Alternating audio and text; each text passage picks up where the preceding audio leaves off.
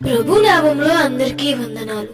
బైబిల్లో ప్రసంగి 3:11లో ఇలా రాయబడి ఉంది, దేవుడు తన సమయంలో ప్రతి విషయమును అందముగా చేయుచున్నాడు. స్నేహితులారా, మన జీవితంలో చాలా సార్లు ఒక ప్రశ్న మనసులో వస్తుంది. నేను చేస్తున్న కష్టానికి ప్రతిఫలం ఎప్పుడు వస్తుంది?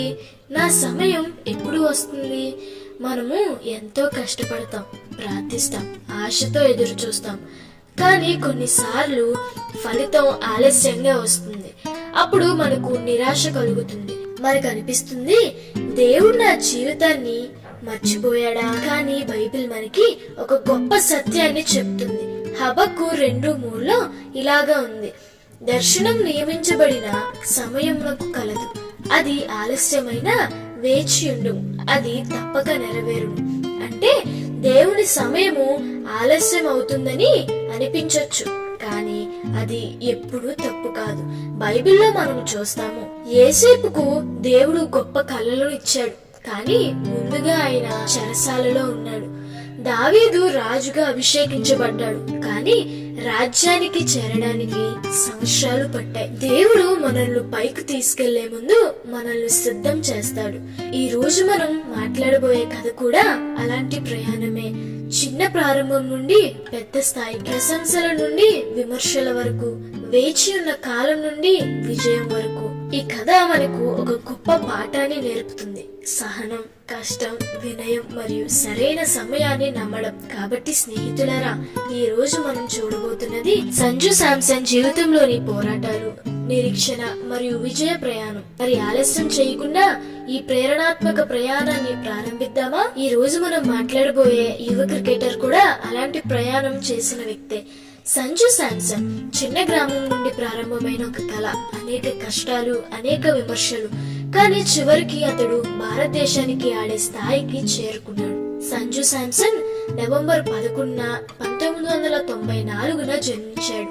అతడు పెరిగింది కేరళలోని ఒక చిన్న గ్రామమైన పులివిల్లలో. అతని తండ్రి విశ్వనాథ్ శాంసన్ ఒక పోలీస్ ఉద్యోగి. తన కొడుకు క్రికెట్ కళని నెరవేర్చడానికి అతని తండ్రి ఎంతో త్యాగం చేశాడు. వాళ్ళది మిడిల్ క్లాస్ కుటుంబమైన వాళ్ళ కొడుకు క్రికెటర్ అవ్వడానికి తన ఉద్యోగాన్ని వదిలేశాడు. చిన్నప్పటి నుంచే సంజు క్రికెట్ మీద ఎంతో ఆసక్తి చూపేవాడు. చిన్న వయసులోనే సంజు అనేక టోర్నమెంట్ లో ఆడాడు. అతడు కష్టపడి ప్రాక్టీస్ చేశాడు. ప్రతి ఉదయం త్వరగా లేచి ట్రైనింగ్ కు వెళ్లేవాడు. అతను ప్రతిభ చూసిన కోచెస్ కూడా ఆశ్చర్యపోయారు. ఒక రోజు చాలా భయంకరమైన వర్షం పడుతుండగా కోచ్ కూర్చొని ఇలాగా ఆలోచిస్తున్నారు, ఈ రోజు ప్రాక్టీస్ కి పిల్లలెవరూ రారు అని. ఒక పక్కగా ఉన్న అబ్బాయి నడుచుకుంటూ తన కిట్ పట్టుకొని కోచ్ దగ్గరికి వచ్చాడు. అతనే సంజు శాంసన్. అతనికి క్రికెట్ మీద ఉన్న ఆశని ఆ కోచ్ చూసి చాలా ఆశ్చర్యపడి, సంజు ఎలా అయినా జీవితంలో గొప్ప క్రికెటర్ అవుతాడని ఆ కోచ్ అనుకున్నాడు. సంజు జీవితంలో ఒక పెద్ద మలుపు వచ్చింది. అతను రాజస్థాన్ రాయల్స్ జట్టులో అవకాశం పొందాడు. IPL లో అతను అద్భుతంగా ఆడి అందరి దృష్టిని ఆకర్షించాడు. అందరూ అనుకున్నారు, ఇతడే ఫ్యూచర్ ఇండియన్ స్టార్ అని. కానీ జీవితంలో విజయానికి మార్గం ఎప్పుడూ సులభం కాదు.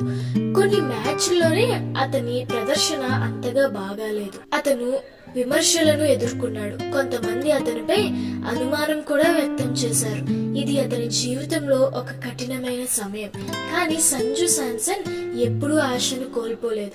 అతను మళ్ళీ కష్టపడి ప్రాక్టీస్ చేశాడు. తన ఆటను మెరుగుపరుచుకున్నాడు. చివరికి అతడు మళ్ళీ తన ప్రతిభను నిరూపించుకున్నాడు.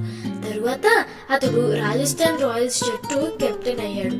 ఇది అతని జీవితంలో ఒక గొప్ప ఘట్టం. చిన్న గ్రామం నుండి ప్రారంభమైన ఒక కళ ఇప్పుడు నాయకత్వం స్థాయికి చేరుకున్నాడు. సంజు శాంసన్ కథ మనకు ఒక గొప్ప పాఠం చెప్తుంది. విజయం వెంటనే రాకపోయినా మనం ఆశను కోల్పోకూడదు. కష్టపడాలి, సహనంతో ఎదుర్కోవాలి. స్నేహితులారా, ఈ రోజు క్రికెట్ ప్రపంచంలో ఒక ప్రశాంతమైన కానీ ప్రమాదకరమైన బ్యాట్స్మెన్ గా పేరు తెచ్చుకున్నాడు సంజు. అతను ప్రస్తుతం ఇండియా తరపున T20 మరియు ODI మ్యాచ్ల్లో అవకాశాలు పొందుతూ తన ప్రతిభను నిరూపిస్తున్నాడు.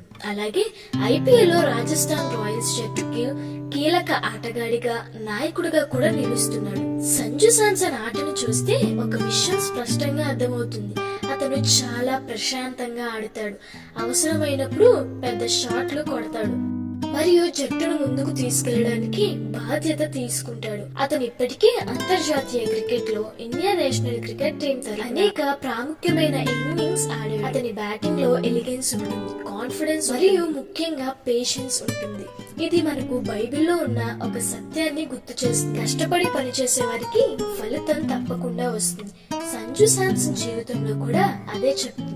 కొన్ని సంవత్సరాలు అతను ఎదురు చూశాడు, కొన్ని అవకాశాలు కోల్పోయాడు, కానీ కష్టపడ్డం మాత్రం ఆపలేదు. ఈ రోజు అతను ప్రపంచ క్రికెట్ లో గౌరవం పొందుతున్న ఆటగాడిగా నిలిచాడు. స్నేహితులారా, మన జీవితంలో కూడా కొన్ని సమయాలు సంజు శాంసన్ లాగా ఉంటాయి. మనము కష్టపడుతున్నా మనకి గుర్తింపు ఆలస్యంగా రావచ్చు, కానీ గుర్తుపెట్టుకోండి, దేవుడు మన జీవితాన్ని సరైన సమయంలో పైకి తీసుకొస్తాడు. ఈ రోజు మనం చూసిన కథ ఒక క్రికెటర్ విజయ కథ మాత్రమే కాదు, ఒక సహనం, కష్టం మరియు సరైన సమయాన్ని ఎదురు చూసిన ప్రయాణం. సంజు జీవితాన్ని చూస్తే మనకు ఒక గొప్ప సత్యం గుర్తొస్తుంది. బైబిల్లో ఇరిమియా 29:11 ఇలా రాయబడి ఉంది, నేను మీ కొరకు యోచిస్తున్న యోచనలు నాకు తెలిసినవే, అవి కీడుకై కాదు మేలు, మీకు భవిష్యత్తు మరియు నిరీక్షణ ఇచ్చుటకే. అంటే మన జీవితంలో ఆలస్యంగా జరిగిన దేవుని యోచన ఎప్పుడూ మంచిదే. మనం మేలు చేయట్లో అలసిపోకూడదు. సమయంలో మనం కోత పొందుదాం. స్నేహితులారా, మీరు కూడా ఇప్పుడు ఒక వెయిటింగ్ టైం లో ఉండవచ్చు. మీ కష్టం ఎవరు చూడలేదని అనుకోవచ్చు, మీ కలలు ఆలస్యంగా అవుతున్నాయని అనిపించవచ్చు, కానీ గుర్తుంచుకోండి, దేవుడు మీ కథను ఇంకా పూర్తి చేయలేదు. ఈ రోజు మనం చూసినట్లు ప్రపంచం గుర్తించే స్థాయికి చేరిన ప్రయాణం జరిగినట్లే మీ జీవితంలో కూడా దేవుడు అద్భుతమైన కార్యాలు చేయగలడు. కాబట్టి ఆశను కోల్పోకండి, ప్రార్థన ఆపకండి, కష్టపడడం ఆపకండి, ఎందుకంటే దేవుని సమయం ఎప్పుడూ తప్పదు. దేవుడు మీ కథను మార్చగలిగిన ఆయన ఇప్పుడు ఉన్నట్లు మనల్ని ఉంచడు. ఆయన మన కథను మొత్తం మార్చగలడు. నమ్మకంతో ముందుకు వెళ్ళండి, కష్టపడండి, ప్రతిఫలం అదే వస్తుంది.